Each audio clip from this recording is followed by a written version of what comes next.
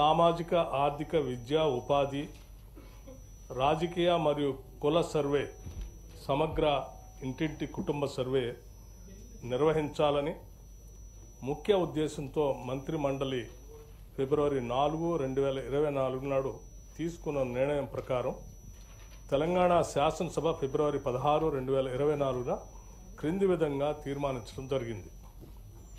వెనుకబడిన తరగతులు, షెడ్యూల్డ్ కులాలు, షెడ్యూల్డ్ తెగలు మరియు మిగతా బలహీన వర్గాలకు చెందిన ప్రజల అభ్యున్నతి నిమిత్తం వివిధ సామాజిక ఆర్థిక విద్యాపరమైన ఉపాధి రాజకీయ అవకాశాలు ప్రణాళికలను రూపొందించి అమలుపరిచేలా తెలంగాణ మంత్రివర్గం 4, 2024 తేదీన చేసిన సిఫార్సు మేరకు తెలంగాణ రాష్ట్రమంతటా సామాజిక ఆర్థిక విద్యాపరమైన ఉపాధి రాజకీయ కుల సర్వే ఒక సమగ్ర ఇంటింటి కుటుంబ సర్వేను చేపట్టాలని సభ ఏకగ్రీవంగా తీర్మానించింది.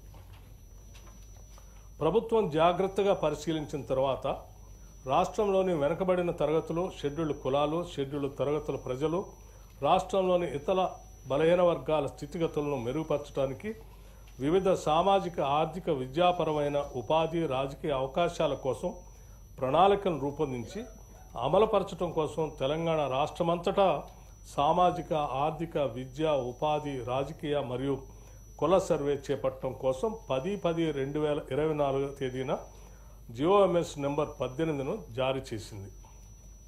ప్రభుత్వం 19/10/2024 తేదీన 122/Cabinet/A2/2024 మెమో ద్వారా సామాజిక విద్యా ఆర్థిక ఉద్యోగ రాజకీయ మరియు కుల సర్వే నిర్వహణను పర్యవేక్షణకు గౌరవ నీటిపారుదల మరియు సిఏడి ఆహార మరియు పౌర సరఫరాల మంత్రివర్యులు శ్రీ ఎన్ ఉత్తమ్ కుమార్ రెడ్డి గారి అధ్యక్షతన కమిటీ ఏర్పాటు చేసింది. సర్వే నిర్వహించేందుకు ప్రణాళికా శాఖ నోడల్ విభాగంగా నియమించబడింది. సర్వే విధి విధానాలను అవగాహన చేసుకునేందుకు మరియు ఉత్తమ విధానాలను అవగాహన చేసుకునేందుకు ఇతర రాష్ట్రాలైన కర్ణాటక మరియు బీహార్లో జరిగిన వివిధ సర్వేలను క్షుణ్ణంగా అధ్యయనం చేయడం జరిగింది. ఈ అధ్యయన ఫలితాలను ప్రస్తుతం సిపెక్ సర్వే విధాన రూపకల్పనలో అనుసంధానపరచడం జరిగింది. వివిధ ప్రజా సంఘాలు, సామాజికవేత్తలు, మేధావులు, ఇతర స్టేక్ హోల్డర్ల అభిప్రాయాలను పరిగణలో తీసుకొని ఈ క్రింది సర్వే షెడ్యూల్ను రూపొందించడం జరిగింది. House listing schedule 1, survey schedule 2, 3 ఎన్యూమరేటర్లకు మార్గదర్శకాలు నిర్దేశించడం. సర్వేలో సేకరించిన సమాచార రకాలు సర్వే ఫారంలో మొత్తం 57 ప్రశ్నలు ఉండగా అదనపు ఉప ప్రశ్నలతో కలిపి మొత్తం 75 ఫీల్డ్స్లో సామాజిక ఆర్థిక విద్యా ఉపాధి రాజకీయ మరియు కుల అంశాలకు సంబంధించిన సమాచారం సేకరించబడింది. రాష్ట్రంలోని ప్రతి జిల్లాను 150 కుటుంబాలతో కూడిన ఎన్యూమరేషన్ బ్లాక్గా విభజింపబడింది. తద్వారా 94,261 ఎన్యూమరేషన్ బ్లాక్ను ఏర్పాటు చేయడం జరిగింది. ప్రతి ఎన్యూమరేషన్ బ్లాక్కి ఒక ఎన్యూమరేటర్ను మరియు ప్రతి 10 మంది ఎన్యూమరేటర్లకు పర్యవేక్షించడానికి ఒక సూపర్వైజర్ను నియమించడం జరిగింది. తద్వారా రాష్ట్ర వ్యాప్తంగా 1,03,889 ఎన్యూమరేటర్లు మరియు సూపర్వైజర్ను నియమించడం జరిగింది. సామాజిక ఆర్థిక ఉపాధి విద్యా రాజకీయ మరియు కుల సర్వే 2024 నవంబర్ 6న హౌస్ లిస్టింగ్తో ప్రారంభమైంది. మొదటి దశలో హౌస్ లిస్టింగ్ 6 నవంబర్ నుండి 8 నవంబర్ 2024 వరకు 3 రోజుల పాటు నిర్వహించబడింది. అసలైన సర్వే 9 నవంబర్ 2024 నుండి గౌరవ తెలంగాణ గవర్నర్ గారితో ప్రారంభమైంది. రాష్ట్రంలో సర్వే 6/11/2024 ప్రారంభమై 25/12/2024 పూర్తయింది.